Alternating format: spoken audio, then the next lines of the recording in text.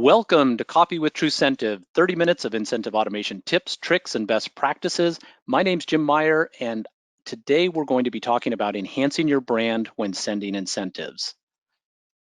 Before we do get started, we respect your time. As with all of our copies, we keep them to 15 to 30 minutes.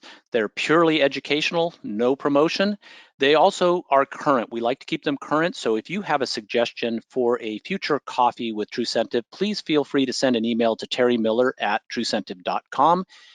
Your questions are welcome. We'll get to as many as possible. If we don't get to your questions, we will follow up via email. A recording of the presentation will be available Monday. We'll send you a link and we will also post it in the information center on our website. Giving incentives gives us a great opportunity to increase brand value through the images and messaging that go around them. Today, we're going to talk about maximizing that perceived value, how organizations are using incentives today, some of the trends, talk about a little bit about creating effective messaging and tying that messaging to the incentive that you're sending. Then we'll go into a little bit about timing, the economics of gift cards and incentives, and ultimately why they work. Incentive recognition is twofold.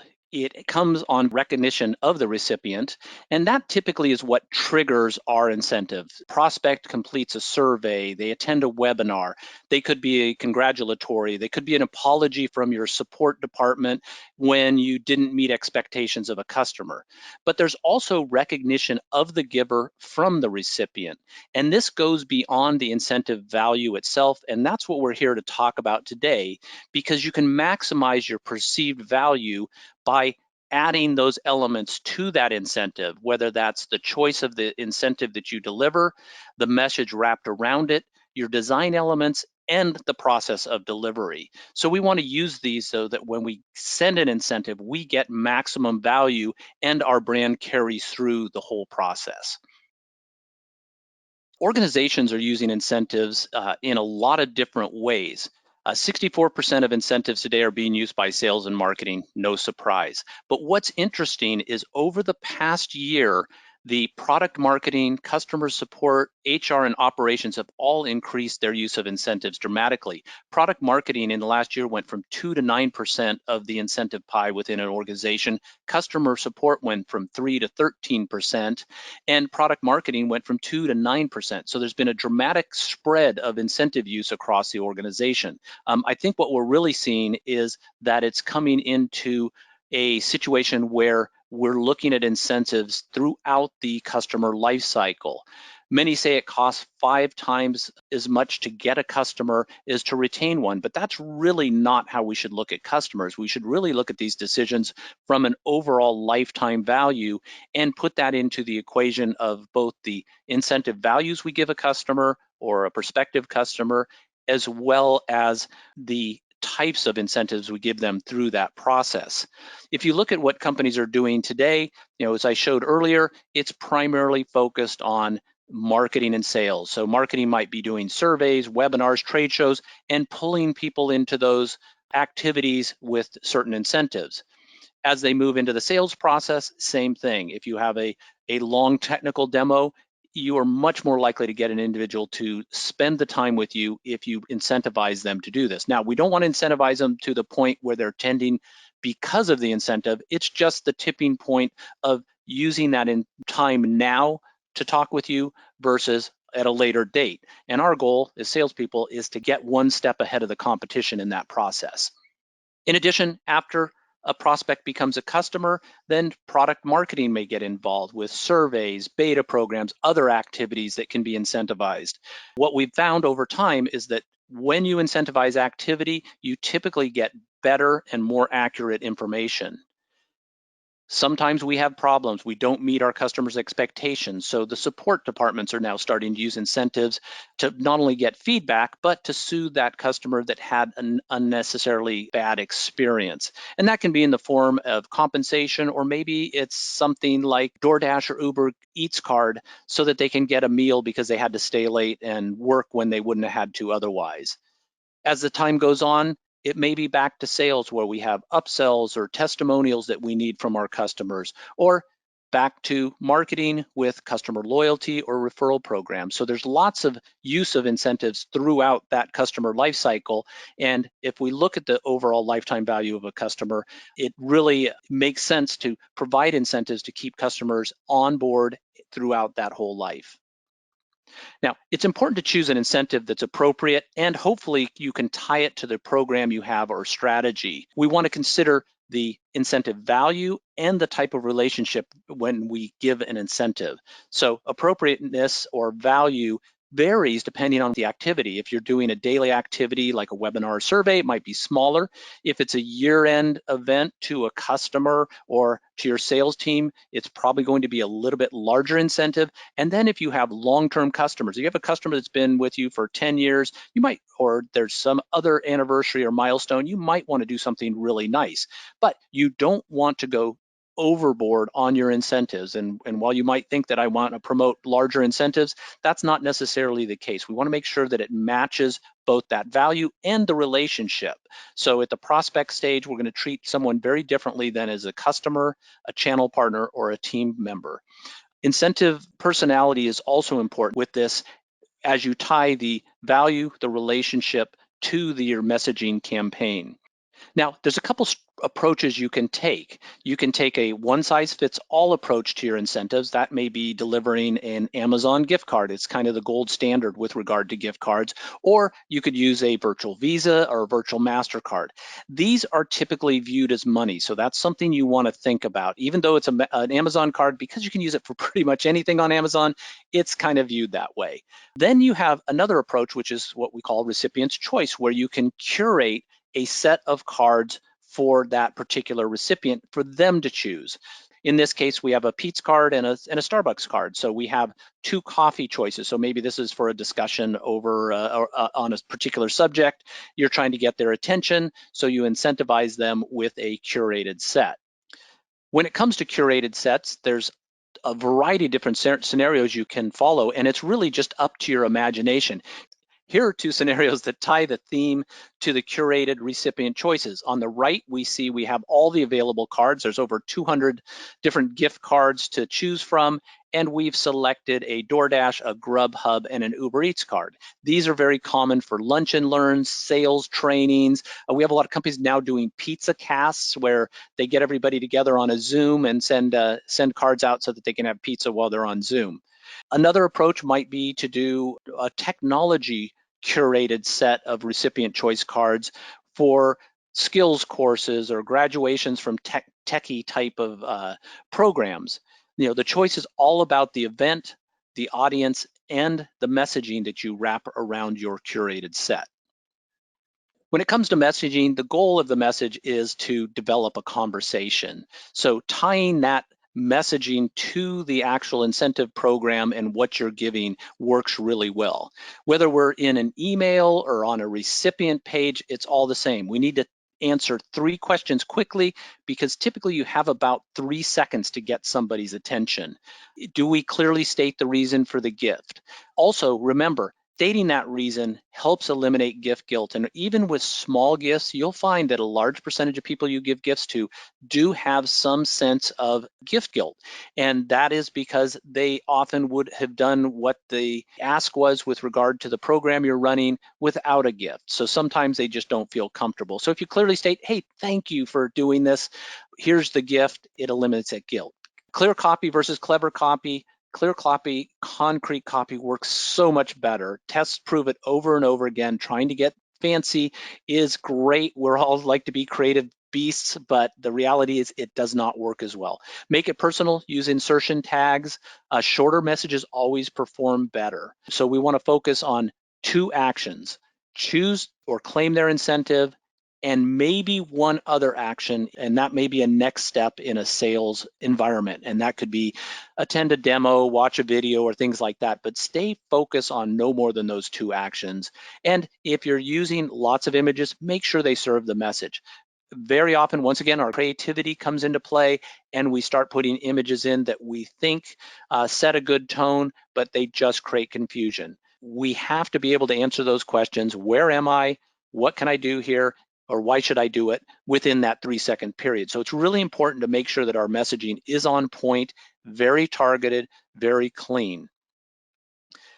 Last year, mobile was the preferred way to consume email. So when we're designing our content, both for email and for our recipient pages, we need to make sure that we're designing it appropriately.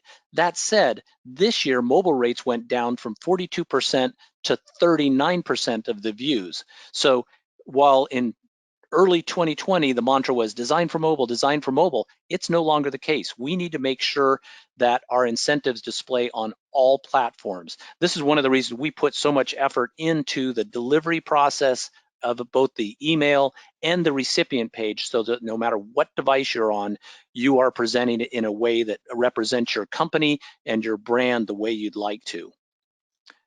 Also, don't forget your email design checklist. The same principles apply here. Incentives are no different than email, and they often require the same techniques, if not more attention. So keeping your message above the fold, keeping your copy simple. Always format your image sizes so that they are mobile friendly, they're small, but make sure they're also 750 pixels wide or more. It's really important to make sure that when you're on a mobile device, especially Apple devices or Retina displays, that those images display nicely. And this is especially true. A lot of times we tend to try to shrink images if we're using 3 columns, for example. And when you do that, remember, when they stack on mobile, they're the full width of that screen, whether it's an iPad or an iPhone or whatever that might be.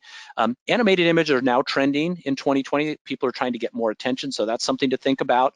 Also, background images are now viable on almost all email clients. So you can now do the tricky things that we always tried to do and we jumped through hoops to make happen in the past. Most email clients now support them, so you can use background images and do all the kind of cool things. Even animated background images are starting to come into play. So I'm not going to go through all these, but make sure you follow your checklist and do the standard processes that you're doing for email with your incentive as well. A lot of people just pop them out and they don't think about this is a great marketing opportunity to extend our brand with our potential customers and existing customers. It's your brand, it's your design. Test it, and test it again. A bad email display is 88% more likely to get skipped than one that displays properly. You need to think about, are my images resizing properly? Does my preview in the tool I'm using give me the ability to look at all dimensions of my emails, of my recipient pages, and all my reminders to make sure that everything is working the way it should? You know, we're doing everything we can to enhance the overall brand and incentive value in every step of this process, and that includes testing those emails to make sure that they do present properly. Tying incentives to messaging is a great way to enhance value, whether you're using vouchers, a single gift card, or a curated set of cards.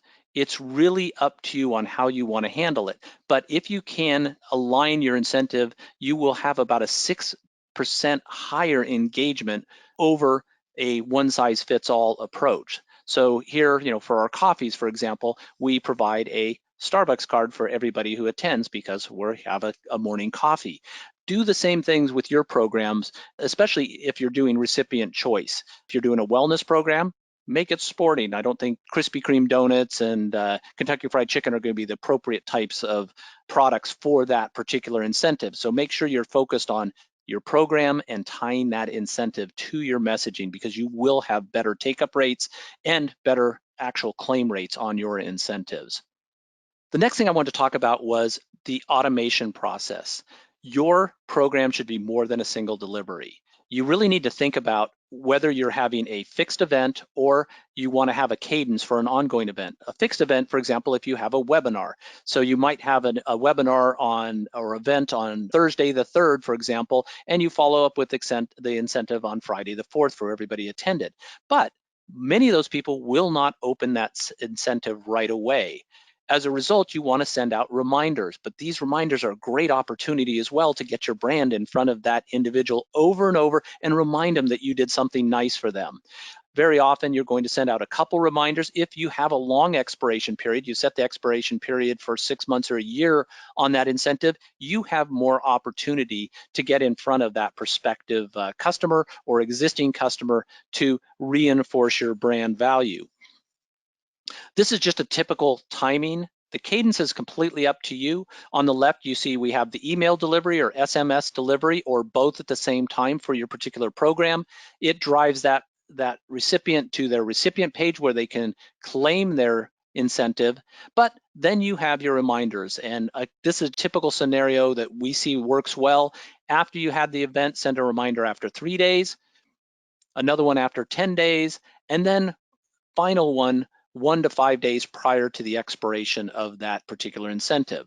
Now, of course, you don't have to expire the incentive, but if you do, remember all your funds come back. So you get 100% of the funds back that go unclaimed. If somebody, for example, doesn't claim those funds and calls you back, you can always pop out one more incentive to them. But having those funds available for future programs or expanding your existing program really gives you the opportunity to do more and get multiple brand impressions in front of the individuals you're trying to move forward, whether it's sales or support or whatever that might be. Don't forget to be creative.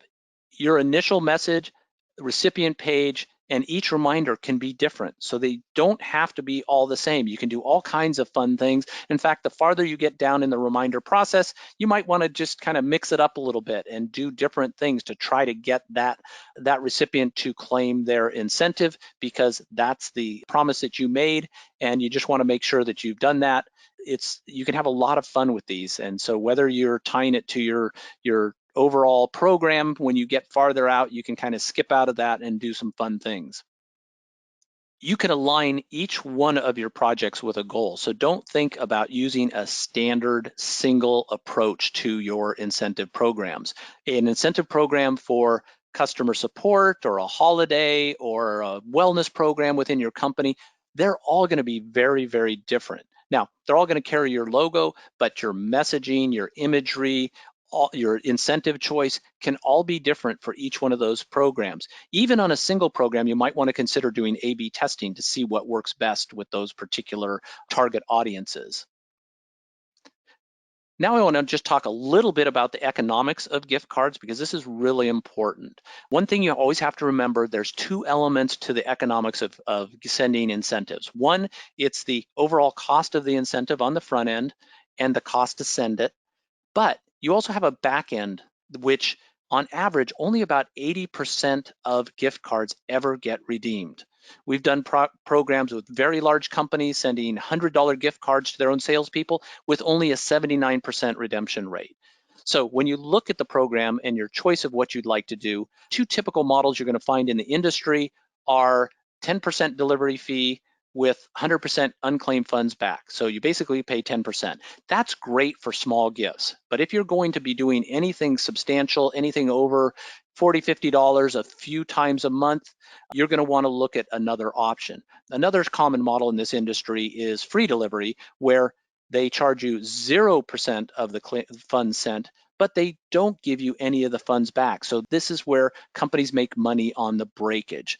80% of gift cards redeemed, that means you're paying 20% on every incentive program you're running. We're one of the few companies that offers any type of cap delivery, and this is a model that you really want to look at if you're in business and you're sending any gifts, $30, $40 more than a few a month, because you can save a tremendous amount of money. It's a subscription model, but basically, if you're sending, say, for example, $10, $50 incentives a month, your overall cost on a 10% delivery would be $450. On a free delivery, it'd be $510. But on a cap delivery program, it would be $430. And this is just the most basic cap delivery program. Volume reduces cost and reduces the cap as well. So you need to think about the big picture of your program and those funds coming back into it to evaluate what the real cost and the economics are of your particular program. Here's just a quick chart of redemption rates across different parts of the organization. Not all incentives are redeemed, and it redeemed at the same rate. So if you look at down in webinars and meetings, they tend to be a lot lower than more intensive activities that you're asking a particular individual to do. The good news is that when you look at things like product surveys and product reviews, the stats show that the quality of information and the timeliness of the information you're getting back are substantially greater when you are doing these types of programs with an incentive, because people feel obligated to do a good job if they are getting an incentive. Let's talk a little bit about why incentives works. Incentives should not be the main reason for getting someone to take action. We don't want to bribe into it. We really want to get them to do it now instead of later. So we want an incentive to be the tipping point to spending that time with you because I already needed this information. It's very often an emotional decision, and by creating messages that are wrapped around your incentive, you create more value and they add more weight to that overall incentive. So here's a simple case study. This is a customer we worked with just a little while ago, and it was a major IT services company. When you start considering the value of the incentive to give, there's a lot of psychology that, and really I highly recommend that you test, because this particular company had multiple trainings for their channel partners. And for one of the events they offered, for training offer one, they offered 50 attendees a $50 Amazon card. The second one, they offered 25 attendees $100 cards. Both of these classes had anywhere from 150 to 200 people attending the class. So not everyone was going to get an incentive. But if you look at this, which one in your mind would you think would be the most attractive to a person taking training? For me, I'd go for the training offer number one because more people are going to get it, and I'll take the $50 and run. Well, it's interesting. They ran the program, and incentive one only had a 42.2% conversion rate, while incentive number two had a 57.8% conversion rate. Now, this obviously depends on the audience, but for the same $2,500 investment, they had a much greater conversion rate on the larger incentive with fewer individuals seeing it. Actual value and perceived value is not always the same. Just as an example, for this particular webinar event, we sent invitations to a 50-50 sample, and what we had was a 18% greater conversion rate for those that we highlighted a free coffee if you attend the webinar. Now, all of you are going to get a coffee card from us, so don't worry about that. But it's really important to look at the dynamics and how people view the incentive program you have and get them to join that particular program.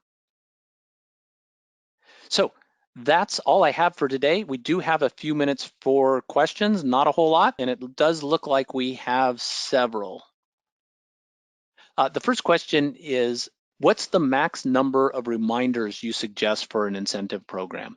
This really does depend on the length of the program that you're running. If you're running a year-long program, you can send several incentives. People will not get frustrated if you send an incentive a month or so. I probably wouldn't go more than that. And of course, we're getting our brand in front of that particular prospect.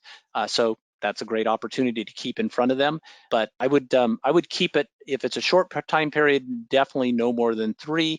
Some events, for example, large scale Zoom meetings and things like that, you might have an expiration date the day after that particular event because you have done it for a particular activity. And if they don't claim it during the meeting, then they lose. This is very common for corporate events and things of that type.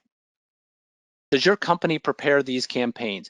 When a new customer comes on with TruCentive, we actually set it up so that you can do all the work yourself within the platform. We train you to go through the whole process. We actually help you set up your first program, and then all of those programs can be duplicated, and then you just modify them depending on what incentives or what imagery or messaging you want to have in them. So you get to run the campaign.